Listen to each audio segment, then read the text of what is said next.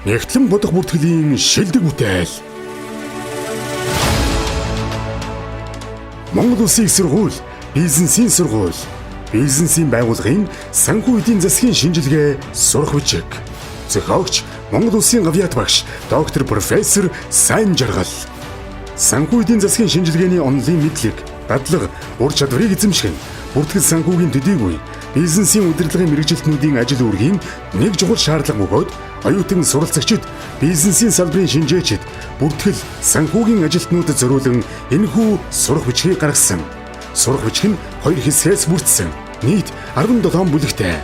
Эхний хэсэгт санхүү эдийн засгийн шинжилгээний үүрэг зорилго, судлах зүйл, хөгжлийн чиг хандлагын талаарх судлаачдын үзэл баримтлал, шинжилгээний арга зүйн асуудлыг жишээгээр баяжуулан тайлбарлаж өгсөн бол, хоёр дахь хэсэгт бизнесийн байгууллагын үндсэн болон хөрөнгө оруулалт, санхүүгийн үйл ажиллагааны болон санхүүгийн тайлангийн шинжилгээний асуудлыг сургалтын хөтөлбөрийн дагуу үйлдвэрийн газрын санхүүгийн тайлангийн үлгэрчилсэн тоо мэдээллээр тооцоолж харуулжээ.